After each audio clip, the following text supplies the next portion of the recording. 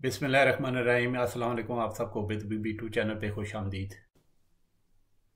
मेरी ये वाली जो वीडियो है वो एक्यूट माइलोजेनस ल्यूकीमिया के बारे में है, जो बेसिकली आपके ब्लड का और बोन मैरो का कैंसर होता है। बोन मैरो आपको पता ही होगा, वो जो स्पंजी टिश्यू होता है जो है बोन्स के अंदर, जहाँ से जो ब्लड सेल बनते हैं, यानी कि जो हड्डियों के अंदर गूदा होता है। एक्यूट का ये मतलब है कि ये जो मतलब जो एक्यूट माइलोजेनस ल्यूकीमिया है वो जो है ना जल्दी वो जो है ना वो ग्रो करता है। इसको माइलोजेनस ल्यूकीमिया इसलिए कहते हैं कि ये एक जो है ना वाइट ब्लड सेल्स के ग्रुप को अफेक्ट करता है, जिसको हम माइलॉइड सेल्स कहते हैं। और ये जो माइलॉइड सेल्स होते हैं ना, नॉर्मली जो है ना वो मुख्तलिफ़ किस्म के मेच्योर ब्लड सेल में वो जो है ना डेवलप होते हैं। जैसा कि मिसाल के तौर पे रेड ब्लड सेल्स हैं, वाइट ब्लड सेल्स हैं और प्लेटलेट्स हैं। एक्यूट माइलोजेनस ल्यूकीमिया के और भी नाम हैं, जैसे acute myeloid leukaemia, acute myeloblastic leukaemia भी इसे कहते हैं, एक्यूट ग्रैनुलोसिटिक ल्यूकीमिया है और एक्यूट नॉन लिम्फोसिटिक ल्यूकीमिया। ये मतलब इसी बीमारी के मुख्तलिफ नाम हैं। अब मैं इसकी सिम्टम बता देता हूँ। जो जनरल साइंस एंड सिम्टम जो है ना वो जो है ना अर्ली स्टेज के वो इसी तरह का मतलब जो है लगता है कि इंसान को फ्लू हो गया है, या जो नॉर्मल मतलब कॉमन सी जो बीमारियाँ होती हैं नज़ला ज़ुकाम टाइप की। तो लेकिन ये कि मतलब जो है ना ये इसमें ये होता है कि मतलब ये कि मैं जो फ्लू वाले जो साइन है, मिसाल के तौर पे बुखार हो गया, हड्डियों में दर्द हो गया, ऐसे लेथार्जी फील होता है, फटी मतलब थकावट फील होती है, आपको सांस फूल सकता है। तो इसके अलावा फिर जो है ना आपकी स्किन पेल हो सकती है, इन्फेक्शन का ज़्यादा खतरा रहता है। यानी कि जो नॉर्मल फ्लू के साइन वो एक तरह के वो बढ़ जाते हैं और वो फिर वो ठीक नहीं होते हैं। तो ये इसमें ये फ़र्क होता है। फिर ब्रूजिंग इजीली हो जाती है और फिर इसके अलावा ये ना कि बड़ी अनयूजुअल किस्म की ब्लीडिंग हो सकती है। जैसे मिसाल के तौर पे नाक की नक्सीर जो है वो जल्दी आ सकती है और मतलब ज़्यादा आ सकती है, और जो है आपके गम्स मतलब मसूड़ों से खून आ सकता है। तो इस तरह की सिम्टम्स जब हो रही हों तो आप ज़रूर डॉक्टर से रब्ता करें।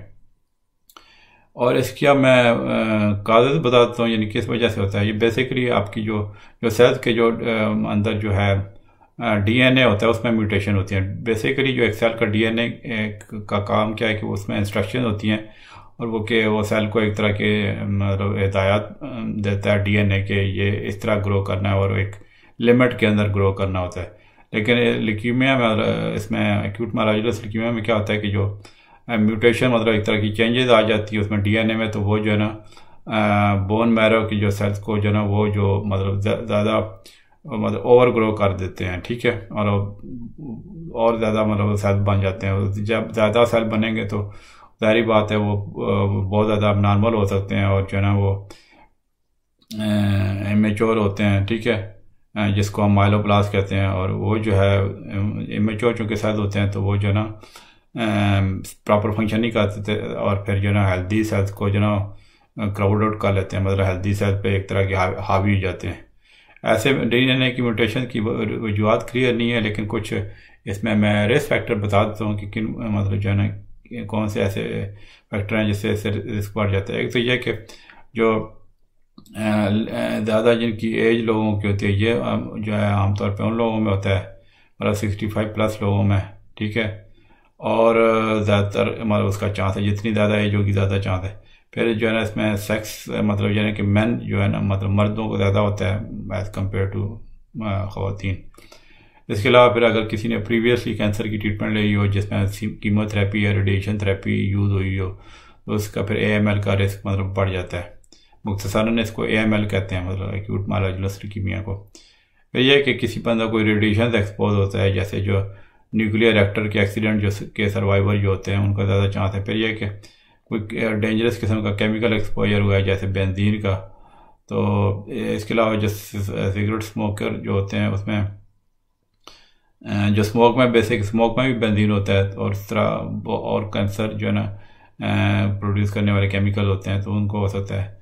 फिर इसके अलावा कुछ और ब्लड डिसऑर्डर हों, मिसाल के तौर पे मैं जैसे कुछ डिसऑर्डर हैं जैसे माइलोडिस्प्लेसिया है, माइलोफाइब्रोसिस है, उनको ज़्यादा चांस होता है AML का। फिर कुछ जेनेटिक डिसऑर्डर है, मिसाल के तौर पे डाउन सिंड्रोम वाले जो केसेस उनको ज़्यादा हो सकता है। अब मैं इसके आपको डायग्नोस करने का वो बताता हूँ। इसका डायग्नोसिस ये है कि जब पेशेंट हमारे पास वो जो है ना मतलब आते हैं तो ज़ाहिर है उनकी हम प्रॉपर हिस्ट्री वगैरह लेते हैं, फिर उनके मतलब जो इस तरह के साइन एंड सिम्टम को हम असेस करके फिर ब्लड टेस्ट करवाते हैं।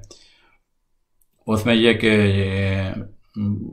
कुछ लोगों में बहुत ज़्यादा वाइट ब्लड सेल आ जाते हैं और रेड ब्लड सेल कम हो जाते हैं, या फिर जो ना मतलब यह कि रेड प्लेटलेट्स भी कम होते हैं। लेकिन यह कि कुछ लोगों में इसका वाइट ब्लड सेल का लेवल लो हो जाता है, क्योंकि जो ना वो ब्लास्ट सेल यानी इमेच्योर सेल्स जो है ना वो उनकी जो बहुतात हो जाती है, और बेसिकली बोन मैरो में इमेच्योर सेल होते हैं लेकिन यह है कि वो ब्लड में सर्कुलेट नहीं करते।